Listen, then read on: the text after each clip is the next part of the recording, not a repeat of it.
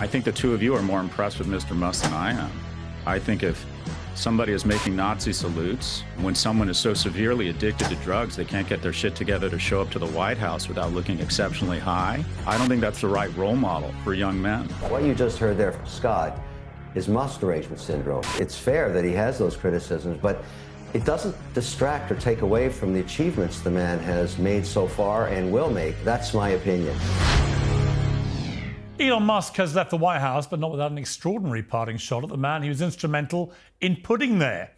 "I'm sorry, but I just can't stand it anymore," he said on his platform X. "This massive, outrageous, pork-filled congressional spending bill is a disgusting abomination." It's a sharp change in tone from their Oval Office farewell on Friday, in which both men defended their unlikely bromance. Elon has worked tirelessly helping lead the most sweeping and consequential government reform program in generations, and you know the kinds of things that he's found and his people have found. He's brought a group of very smart people. Thank you, Elon. Thank you. Take care of yourself. Thank you.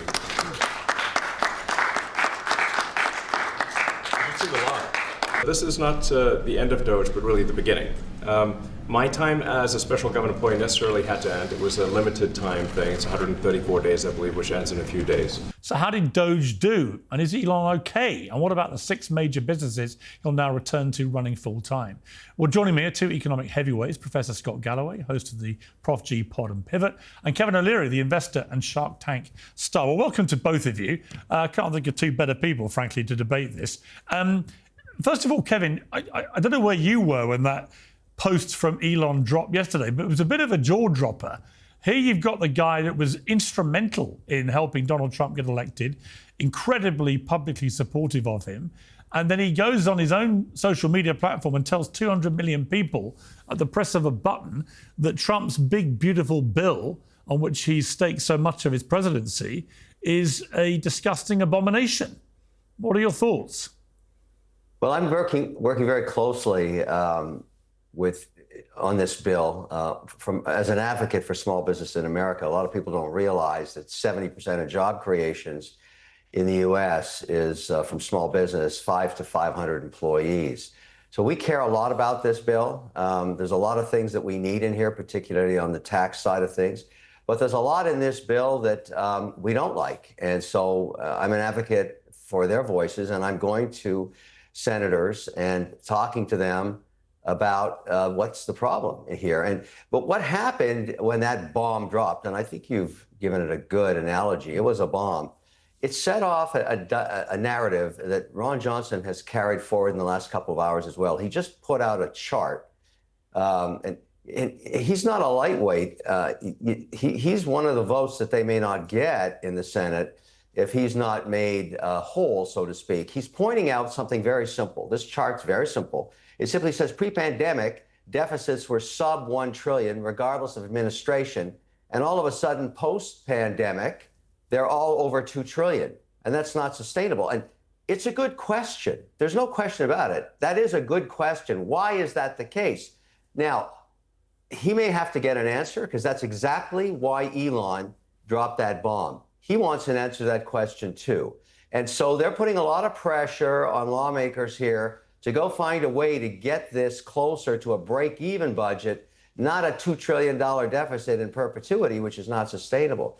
Now, having said all that, I need this bill to pass in terms of all the businesses I've invested in, so I'm pro-bill. But I think we're going to have to deal with Ron Johnson's and Elon's question one way or another. Then there's another attribute that has just started to cause waves in the last 48 hours. And this was a little piece of legislation that was carried forward from 2 years ago that is just a cut and paste that's freaking out a lot of people right now. It provides a provision to the IRS to extend an audit period on small businesses from 3 years to 9 years in the case that they took any government grant money in the employment retention credit. I mean, it was an ERC program that many thousands, hundreds of thousands of businesses used, from 250,000 to $6-7 million in providing for their employees while the pandemic was on. And now they're saying, we're going to hang this audit threat over you, even though, and this is why it's gone crazy right now, The IRS does not have a statute of limitations on fraud. They can investigate anybody they want, but they want this built into the bill that will stop small businesses from being able to finance at the bank level, at the factoring level, or at mergers and acquisitions. This is really, really punitive, and I've gone to war against that, and I haven't found a senator yet, not a Republican anyways, that wants to extend powers to the IRS to audit small business for 10 or almost 9 years, which is ludicrous. Yeah, it seems ridiculous. Scott, as Kevin was talking there, story has dropped on the New York Times website that the nonpartisan Congressional Budget Office, the CBO, has said today that the broad Republican bill, the big, beautiful bill to cut taxes and slash some federal programs, would add $2.4 trillion to the already soaring national debt over the next decade. And they're categorizing that as an analysis that was all but certain to inflame concerns that President Trump's domestic agenda would lead to excessive government borrowing. And I think the significance of that, I mean, it's a little bit more than even Kevin was outlining there. The significance, I think, of Elon Musk blowing up in the way he did is it does seem to render almost everything he was trying to achieve with DOGE, which in principle seemed to me a terrific idea to try and take a swathe through government waste. I mean, you know, who wouldn't be against that? But if you're saving a few $100 billion by doing that, and at the same time, there's a big, beautiful bill coming in, which he now calls an abomination, which is going to cost $2.4 trillion on top of the existing debt, then it's pointless, isn't it? Piers, thanks for having me. And Kevin, nice to meet you. I've heard a lot about you, but I don't think we've met. Yeah, this is nothing. I would argue that this big, beautiful bill is nothing but probably the biggest transfer of wealth from poor to rich, from young to old, and from the future to the past. Kevin mentioned small businesses like him. I've started and run small business. We're very sensitive to interest rates. And when you get to a point where the interest expense on the deficit is greater than your defense spending, nations go out of business. Nations aren't conquered, they go broke. And this type of fiscal irresponsibility, such that Kevin and I can have a tax cut that removes somewhere between 8 million and 13 million, depending on if you're listening to Republicans or Democrats, from the rolls of Medicaid, and creates this continued bipartisan, irresponsible approach to our fiscal management. Yeah, George Washington to George Bush, 7 trillion in deficits. And since then, we've racked up another 30 trillion. And let's be clear, it's been both Democrats and Republicans. But until at some point there's an adult in the room and we get our fiscal house in order, all we're essentially saying is we want our children to have higher mortgage, credit card, and student loan interest payments and have a more difficult time starting businesses. So I think Kevin and I both agree this is irresponsible. I would argue that Republicans' solution to this recklessness is to cut more funding across the most vulnerable. And yet corporations have their lowest tax burden since 1929. The wealthiest 25 Americans are paying an average tax rate of 6%. And I would also take issue, Kevin, that portraying the IRS as some sort of oppressive army. DOGE wants to cut the IRS by 40 to 50%, which will inhibit our ability to collect taxes that are owed. No one's showing up and harassing anybody. They're collecting, there are supposedly somewhere between $200 and $600 billion a year in what's called the tax gap. And these are the taxes that are legally owed that the IRS doesn't have the ability to collect because they are understaffed. For every $1 you invest in the IRS to audit the 0.1% and collect the taxes that are actually owed, you get $27 back. So essentially what the Republicans have done, in my view, is said, we're here to serve the 1% and defenestrate and emasculate our ability to collect taxes on them. And Democrats, the top 1%, pretend to care and clutch their pearls privately in dinner parties while going along with this because they know they're about to get wealthier at the hands of this tax cut. Put another way, the top 5% are going to see a tax decrease. The bottom 95% are going to see a tax increase. And the biggest tax increase is going to be on future generations. They're going to have to pay back these irresponsible deficits. Studies show that strength training burns more fat than cardio alone and is critical for maintaining muscle mass and bone density as we age. Jacked Up Fitness has the perfect tool The Jacked Up Power Rack Pro is the ultimate all-in-one home gym system for a full body workout, and you can do it in your spare room or garage. I'm delighted to say I now have one myself. So if you're new to strength training, there is a whole library of full body video workouts. You just press play and you follow along. With top quality equipment and first class content, Jacked Up Fitness makes your fitness goals accessible and convenient. We've teamed up to give you 10% off the Power Rack Pro. Visit getjackedup.com to sign up for the free program and use promo code PIERS, P-I-E-R-S, for your discount. That's getjackedup.com. The IRS, I have no problem with them collecting their taxes. In fact, I don't consider them an enemy at all for small business. I work very hard through many of my companies to make sure they're compliant with the tax code, because nobody in a small business can afford to be audited. It's just too difficult, and they don't have lobbyists. They have to just make sure they comply. What I don't want to see happen is a change in policy. Forever, you've kept your records for 36 months, whether you're a big or small business, and that's the way it's been in perpetuity. And it's also been in perpetuity that there is no statute of limitations on investigating fraud. So there's no need for the IRS to put this overhang over businesses that actually hurt, I estimate, their value by 20%. Who's going to give them a loan when they have a multi-million-dollar lien on them through this perpetual audit for 9 years? So that's one issue. But let's go back to this idea of the competition of nations. The reason you want to be in the middle of the G20 and corporate tax rates is tax money doesn't have any loyalty. It's very promiscuous, and so does investment capital. It goes at the path of least resistance. And so if all of a sudden you hike tax rates to where you're in the bottom quartile in terms of productivity and competitiveness, the money just leaves the country. And you don't want that to happen. We don't need the lowest tax rates in America. We need to be in the middle where we sit right now. Just look at a place like Abu Dhabi, where it's 9% tax rate. That's why billions, if not trillions of dollars from around the world is going there and incorporating there. They're not incorporating in Washington, D.C. or Boston, Massachusetts, because we're nowhere near 9%. So you got to keep that in mind. And also, we can't get away from the fact that small business, 5 to 500 employees, create the majority of the jobs. There is no American economy if there's no small business. There's 70% of job creation. And so you don't want to do anything to hurt their abilities to compete and maintain their staff and grow their businesses. And when you start to mess with corporate tax rates, that's exactly what happens. We don't have a lot of flexibility. Now, I agree. Is there waste in government spending? That was the whole DOGE idea. Yes, there is. Elon never found $2 trillion, but he only worked on it for 130 days. But the theme is now embedded in everybody's head, red and blue, that there must be a perpetual audit of government, and the brand is called DOGE, and that's okay. But now this bill that is trying to get through, and everybody's taking a shot at it, and I'm one of them as well, this bill has to pass just to protect competitiveness on tax rates. Now, how we get there, this is sausage being made, and Trump is unusual as a president. He doesn't mind keeping the cameras rolling while you see everybody going at each other. That's what he's doing. So you're watching sausage being made, but I think there will be a sausage. Not sure it'll be by the middle of July, but I think it'll happen in August at least. And what it looks like, we don't know right now. Okay.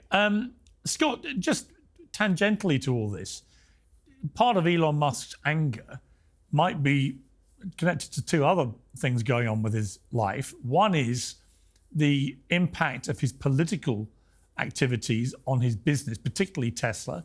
You've seen a real backlash where he went from being the liberal darling, with people racing out to buy a Tesla to establish their liberal leanings, to being somebody liberals wanted to torch the Teslas because he was MAGA. So you've got that going on and the direct impact on his bottom line, and some initiatives coming in, obviously at a government level, which are impacting on electric cars, for example. And you've also got a multiple number of reports in newspapers in the last few days about his alleged extensive use of drugs, including ketamine and ecstasy and Adderall. Let's talk about Elon for a moment. You know, he's gone out in a blaze of mayhem with these posts. But if you look at him and his brand, how damaged has he been by the last few months? Well, it ends up, Pierce, that traveling around with your own pillbox of Adderall, ketamine, ecstasy, and mushrooms while cutting off funding for antiretroviral drugs to pregnant women with HIV, such that right now, according to the Associate Professor of Global Affairs, Brooke Nichols, there are 1,500 babies being born HIV positive because of these cuts. It ends up that when the wealthiest man in the world is killing the poorest children in the world, it ends up that's bad for business. And you have European nations that have seen a decline in Tesla sales anywhere from 20% in France to 65% in Northern European countries. And in the US, sales are down 11%. Right now, Tesla's sales are declining faster than any automobile company in the world. So his brand, the Tesla brand, according to Ipsos, has gone from the 7th most aspirational brand in the world amongst the likes of Apple and Microsoft and Amazon to the 95th place.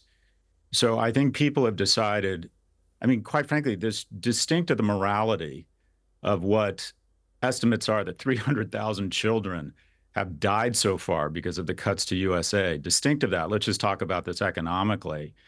You're seeing a brand erosion, the likes of which we've never seen before. And quite frankly, the 75% of Republicans who these programs appeal to more would never consider buying an EV. So from a straight kind of business standpoint, to go so red pill and to be seen as this cruel and this coarse, distinct of the moral implications, distinct of the reduction in soft power that America enjoys, distinct of our reputation as the good guys being trashed. This is just really bad for business for Tesla. Yeah, I mean, Kevin, Scott was referencing there an appearance by Bono on Joe Rogan. We've got a clip from that. Then I'll ask you a question off the back of this. Just recent report. It's not proven, but their surveillance enough suggests 300,000 people have already died from just this cut off, this hard cut of USAID. So there's food rotting in boats, in warehouses. Now, as he said there, Kevin, Bono, he doesn't know for sure that that figure is correct, but there's certainly mounting concern that a lot of people are being directly impacted health-wise, including people who may die as a consequence of these cuts that have been made. Musk has responded on X. He branded Bono such a liar stroke idiot. He said 0 people have died as a result of USAID cuts. In a later exchange, he says South Park lampooned Bono as the biggest shit in the world, and they were right. So he's fired into Bono, but the dramatic cessation of much of what USAID did, surely, I mean, inevitably would have impacted significantly on things like public health, wouldn't it? Yes, and I can't refute some of the facts that Scott has detailed there in terms of just the data.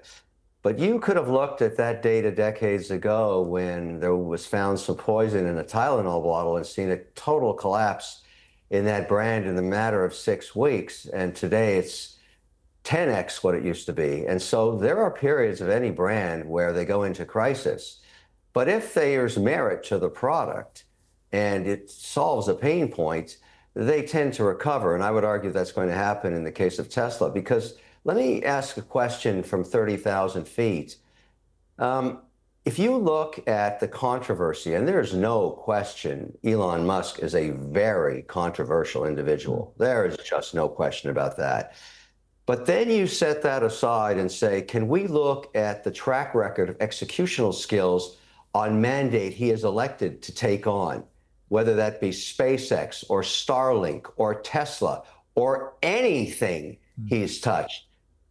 He's the most remarkable individual. And I used to say this about Steve Jobs, who I worked for, that he was 80% signal and 20% noise. In other words, in any given day, as Jobs used to tell me, I'm going to get the 5 things I have to get done, and I will not let noise get in the way in this 18-hour cycle, and you should follow me and do the same. And that worked for him. Look at what he achieved. Then you look at Elon Musk, and I'd argue to anybody listening, Elon is the only individual that I've ever met that's 100% signal. He does not even deal with noise. I've watched him walk away, and I've used this example countless times because I've seen it. He'll walk away from a conversation the second he thinks it's a waste of his time, he's not garnering any information that's useful. And he's very awkward socially. But look at what that man has achieved, and he's only 50% through being the modern day Da Vinci, if you want to call him that.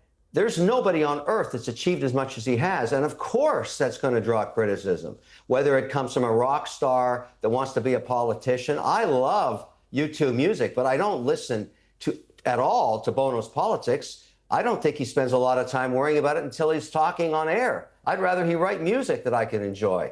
I'd rather listen to what Musk has to say in terms of moving forward on these mandates that solve huge problems for mankind. Where would the Ukrainian soldiers be without Starlink? Yeah. Where would people be without Teslas that provide incredible value for the dollar in the low-cost versions? Or what about SpaceX? Will we get to Mars? Well, if we are, it's going to be because of Elon Musk. If you've ever felt like you're being watched online, it's unfortunately because you are. Hundreds of companies, so-called data brokers, watch and record everything you do on the internet. Even if you're using incognito mode or private tabs, they can still access every purchase you make, every search you type, and much more. Your data can be sold to advertisers, government agencies, or insurance companies who could use it to charge you more. You could stand by and accept all of this, or you could reclaim your privacy, as I have done for many years with ExpressVPN. The app redirects 100% of your online traffic through secure servers. No data brokers and no third parties can see what you do. ExpressVPN also hides your IP address, without which there is no way of tracking you and no point invading your privacy in the first place. A new feature called ID Defender is free to all US customers. ID Defender scours the internet to remove your information from the files of data brokers. This is the #1 rated VPN by experts at CNET, PC World, and The Verge. And right now, you can get an extra 4 months of ExpressVPN for free. To scan the QR code that we're showing on the screen, or go to expressvpn.com/peers to get 4 extra months for free. That's expressvpn.com/peers. Now, on with the show. Yeah, and it's interesting. I was standing with him in the line to meet President Trump and the Emir of Qatar in Doha 2 weeks ago at the state dinner. And it was before Elon asked me what we were all doing lining up. And I said, we're going to meet Donald Trump for a handshake. And he laughed and went, I do that every day. I went, I know. I don't even know why you're standing here. Anyway, he thought it'd be funny to carry on standing there. And when he got to Trump, they both burst out laughing. But notwithstanding that, he was bored and he pulled out his phone and began showing me and a couple of other people just on his phone the Optimus humanoid robots and where they've got to. And they were dancing in this video clip. And it was one of the most extraordinary things I've seen. And he said, these are going to be the biggest thing in the world within 15 years. And everyone's going to have one, or rich people will want 10. And they're going to change the world. They're going to do every boring thing in the world you could possibly wish them to do. And he had a kind of boyish enthusiasm for this technology. And that made me just look at him and think, why do you need all the aggravation of politics? It's like it's brought him so much aggravation. And yet, as you said, Kevin, he's a genius, really, in many other ways. I mean, do you accept, Scott, that he's a genius, or do you feel it's smoke and mirrors with Musk? Because when I watched him talk me through his Optimus thing, I just saw the 10-year-old boy who used to write programs doing it on a massive scale and loving that. Whereas I think he's really struggled with the criticism he's had in the political arena.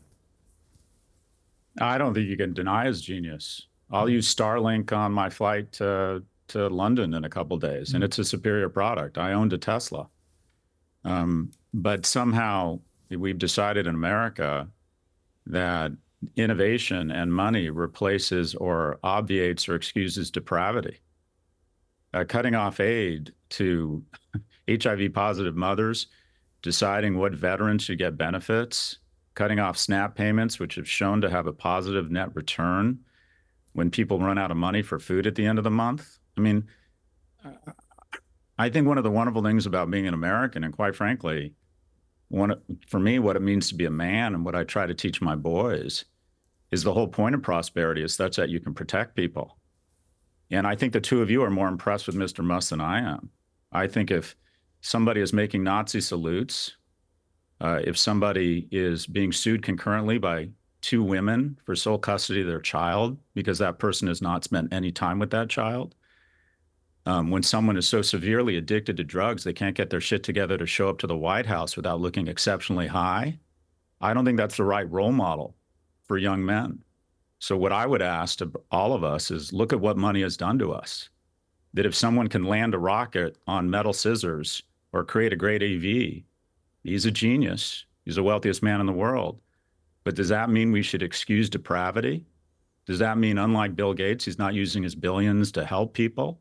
He's not planting trees, the shade of which he won't sit under?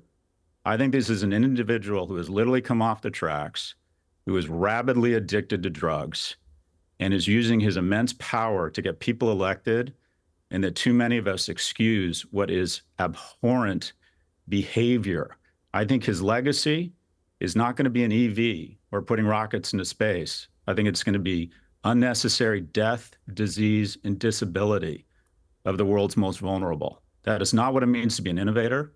It's not what it means to be an American. It's not what it means to be a man. Wow. Kevin, what do you say to that? That's a tough criticism, and that's certainly the kind of controversy that surrounds him and has almost since he came on the scene at the PayPal days. He has distractors. Scott's one of them. I get it. You know, I would have kept that. There's a concept now that I deal with every day called Trump derangement syndrome internationally when I have to work in Abu Dhabi or in Zurich. And I get into a meeting and they want to go into a diatribe about Trump. And I say, this is a useless use of time. I'm not here to debate politics. I'm here to debate policy because we don't make money in politics as investors. We make money with policy. So if we could just use our valuable time together to look at the policy and see if there's an investment opportunity together. But I can't, and I don't care to get into debating Trump derangement syndrome. But what you just heard there from Scott is Musk derangement syndrome. And I get it. And I think it's fair that he has those criticisms. But it doesn't distract or take away from the achievements the man has made so far and will make. And I'm an advocate for executional excellence because in the end, if you burn your calories trying to change someone who you know is not going to change and don't focus on the output that he can provide and the great solutions for mankind he has provided and hopefully will with robotics you talked about, then you are in the form of being dominated and controlled by a derangement syndrome. That's my opinion. And I've so far avoided that and I work a lot in Washington now. And you know, I'm very, very fortunate to be able to work on a bipartisan basis because I represent entrepreneurship and job creation for small business, and that's bipartisan. Even AOC and Elizabeth Warren want to support that, and I can have my narratives with them. But when we get into Trump derangement, I shut off, and it's just a waste of time. And I think that's a waste of time criticizing, you know, that he's not a man. I mean, I just find that. And I respect Scott. I mean, I respect his opinion. I respect all opinions, but let's burn our calories moving the needle forward is my view. I would also add to that, Scott, I think you make some very valid points about USAID, and I really want to see the data on that when it comes in, is to see exactly what the bottom line impact has been. And if it is anywhere near the levels that you and Bono think it's going to be or is being, it's clearly going to be appalling. But I would say on the derangement syndrome aspect of Musk and Trump, they both attract a huge amount of support and plaudits and aggro and so on. You know, you referenced there that he did a Nazi salute. And I don't think you actually think he did a Nazi salute for a moment. I mean, I'll ask you, but I don't think you do. And the other day, Cory Booker did exactly the same thing on stage, literally almost exactly the same thing. And all the people who had leapt on Elon Musk and said, he's a Nazi, did a Nazi salute, blah, blah, blah, blah, they all said the complete opposite about Cory Booker, simply because he was a Democrat. He was one of their tribe. Therefore, when he did almost exactly the same arm movement on a stage, he was not a Nazi. And I think that's where I would agree with Kevin, that sometimes it's the double standard which lends succor to the concept of derangement syndrome. Do you accept that? Beam's creatine is America's #1, and it's made by a company founded on values like hard work and delivering real results. Creatine is often dismissed as just for bodybuilders, but the truth is that it's one of the most researched, effective, and safest supplements for supporting strength, brain health, and longevity. Quality matters, of course, and Beam Creatine delivers. There's no fillers, no sugar, and nothing synthetic, just clean, science-backed creatine for strength, focus, and results. We've teamed up to give you up to 30% off their best-selling creatine for a limited time only. Go to shopbeam.com/peers and use the code PEERS at checkout. That's shopbeam.com/peers, P-I-E-R-S. Use the code PEERS for up to 30% off. These sales don't happen very often. This is the lowest price you'll find anywhere for a product of this quality. Go to shopbeam.com/peers and use the promo code PEERS for up to 30% off. I think derangement, the term derangement, is usually something levied at people when they don't have a cogent argument to counter the arguments I'm making. I would call myself someone who's been infected with democracy addiction syndrome and is allergic to the type of depravity that these individuals are demonstrated. I generally haven't seen Senator Booker's gesture. I think Steve Bannon and Elon Musk both gave Nazi salutes. I've watched the tape a bunch of times. This is an individual who's decided there's a white genocide against Africana farmers. I think he knew what he was doing. It might have been a tick. But he seems to be very disciplined about not making remarks or comments with respect to China.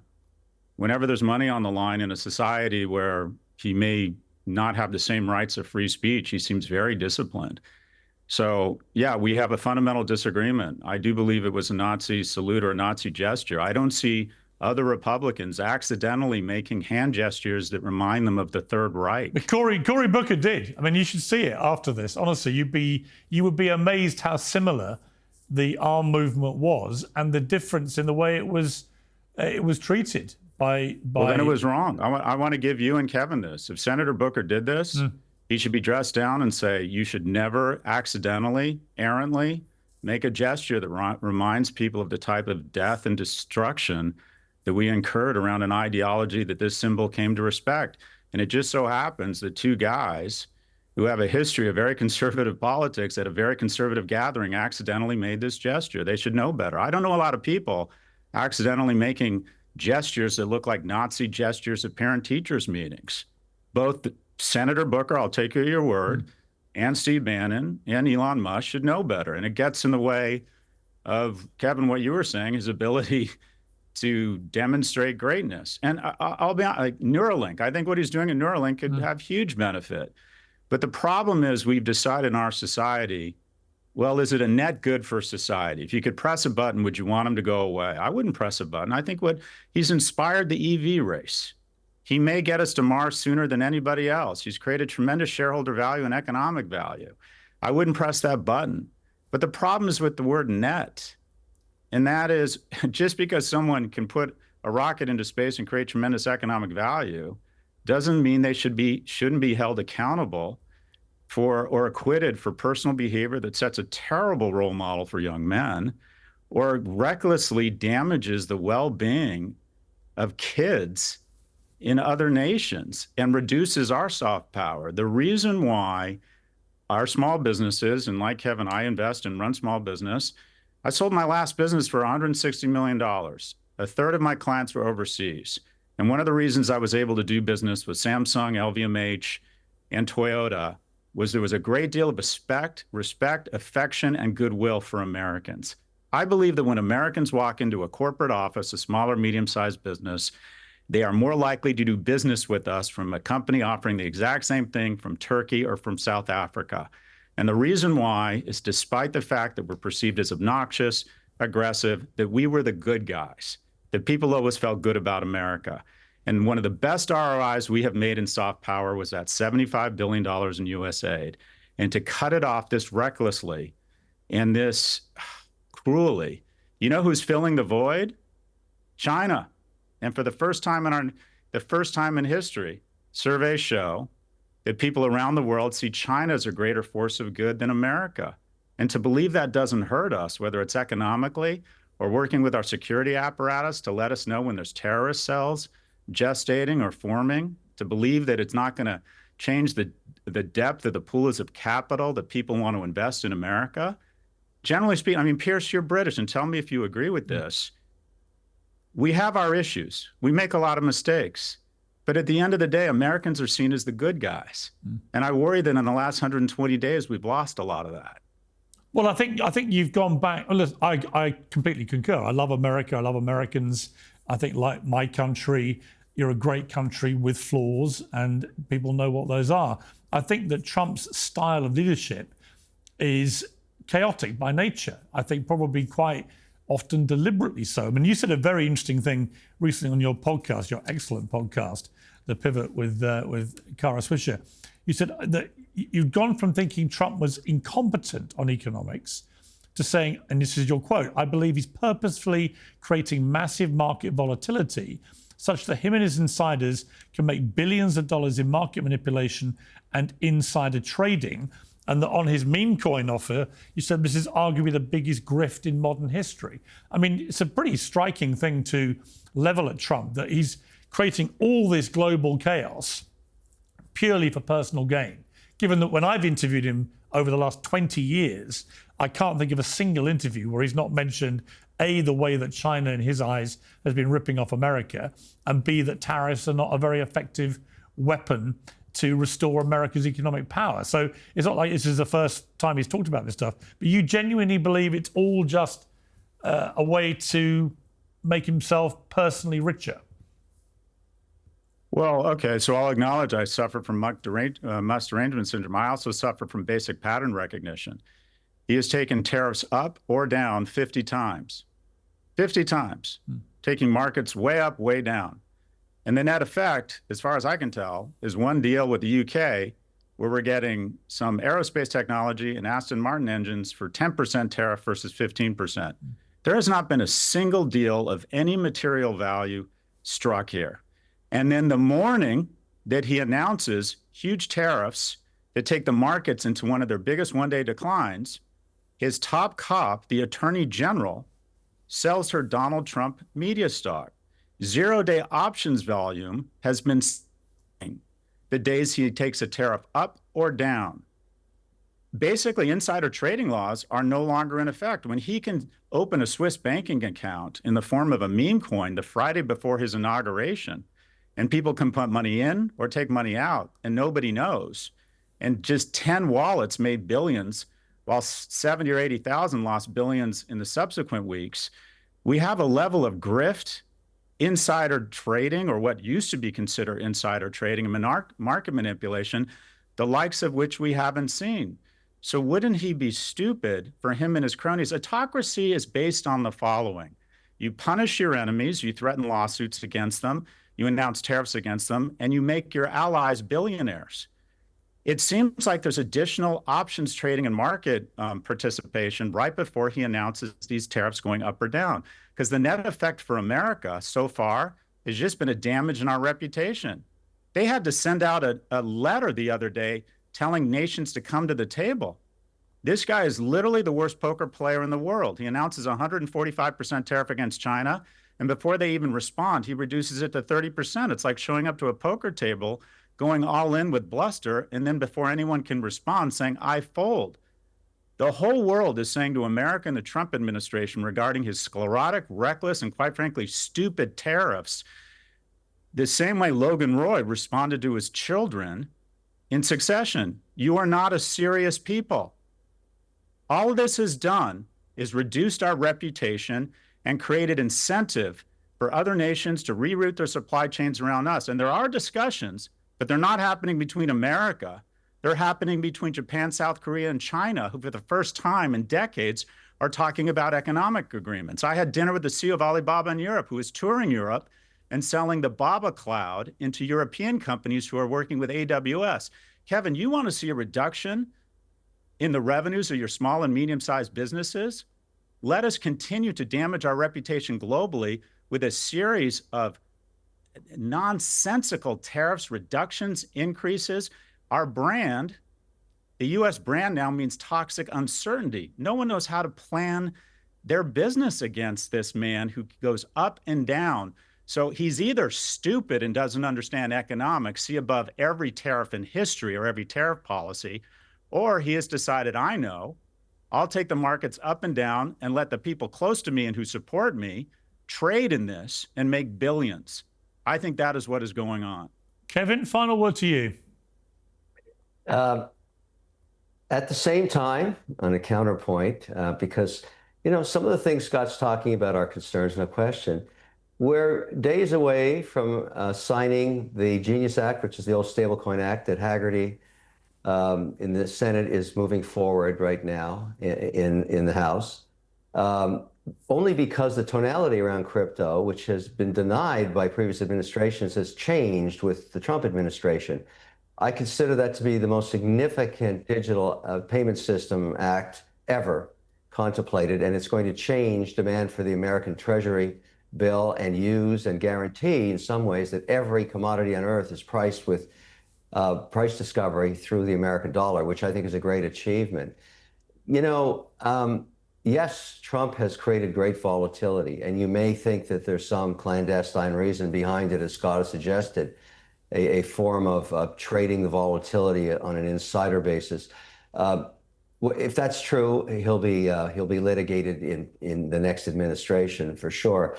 I look at it and say, this morning as we speak and have this debate, which I think has been robust, I've really enjoyed it. I really enjoyed talking with both of you.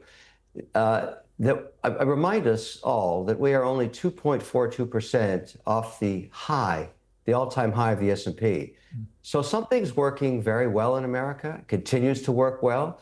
It still represents 56 cents of every dollar invested worldwide comes to the domestic U.S. market to be deployed. It is the #1 magnet for the world's institutional investing. And I would remind us as we have this debate that America's #1 export is not energy or it's not technology, it's the American dream. It is the only place on earth where people risk their lives or drown in rivers or get cut to shreds on barbed wire trying to get into the country. I don't see that in China. I don't see that anywhere else.